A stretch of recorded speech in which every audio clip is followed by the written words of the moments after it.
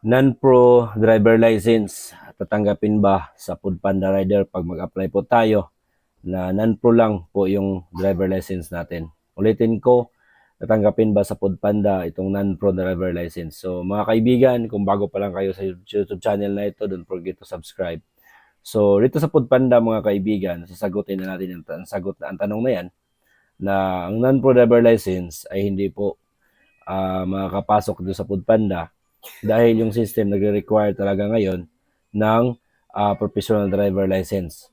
At saka bukod doon na professional driver license, dapat mga kaibigan na plastic yung driver license natin. Dapat plastic po yung driver license natin. Pero may mga paraan pa din mga kaibigan na kahit non-pro ay makakapasok pa din dito sa Foodpanda Rider. So paano nga ba at ano yung gagawin? So yan po yung sasagutin natin pangalawang tanong mga kaibigan, na kahit non-pro ay pwede pa rin makapasok sa Foodpanda. So ang gagawin natin dyan mga kaibigan, sa comment section or sa description, I think sa comment section ilalagay ko yung link kung saan mag-apply sa Foodpanda. So i-click na lang yung sa comment section. Tips ko din sa inyo mga kaibigan, pag mag-apply po kayo ay dapat po kompleto na po yung mga requirements nyo para hindi po kayo mare-reject.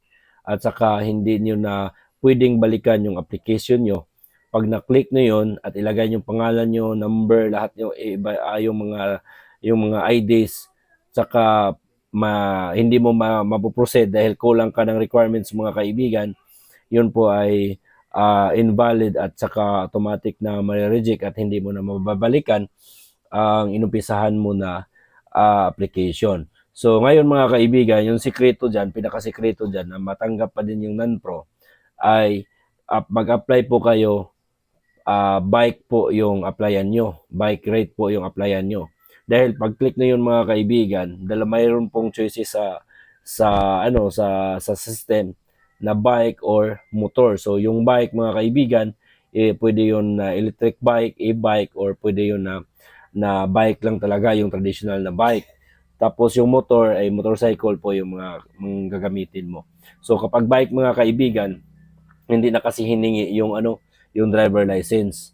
So kaya makakapasok po kayo dahil hindi po nire-require ng Foodpanda yung driver license. Yung nire-require doon, valid ID lang po na dalawa. So dalawa na valid ID. So kailangan nyo pa din mga kaibigan ng TIN number at saka TIN ID para smooth yung application mo, dahil hiningi pa din ni Foodpanda sa system mga kaibigan ng proof of TIN. So proof of TIN, talagang TIN ID po yun mga kaibigan. At saka kailangan nyo pa din na mag-submit ng NBI clearance para po makita ng system na kayo po ay mabuting tao at wala po kayong record na nakabimbing kaso sa korte po mga kaibigan. So yan po yung mga primary na requirements sa Foodpanda pag kayo po ay mag-apply. At sana po mga kaibigan, papalarin po kayo na makapag-apply kayo sa Foodpanda.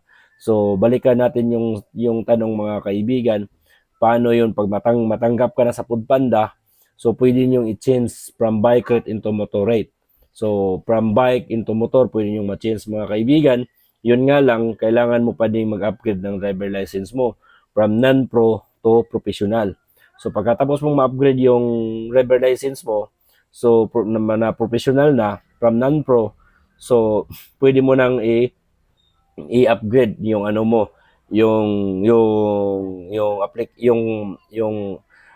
gagamitin mo na equipment from bike to motor. So kailangan mo lang mga kaibigan non-pro driver license, professional driver license at saka OR at saka CR ng motor na nakapangalan po sa inyo. So yan po yung mga tips natin mga kaibigan, no? Sana po papalarin po kayo dito sa Foodpanda na magkapag-apply po kayo. At sa sunod na video, pipicture natin kung okay pa ba yung sistema, okay pa ba yung salary ni Foodpanda ngayong mataas na po yung bilihin, mataas na po yung gasolina, presyo ng gasolina. More power po mga kaibigan. Don't forget to subscribe our channel. Kung gusto ko yung mag-apply, sa comment section, nandun po yung link mga kaibigan kung saan po kayo mag-apply. This is Kuya Dudes. Shalom po.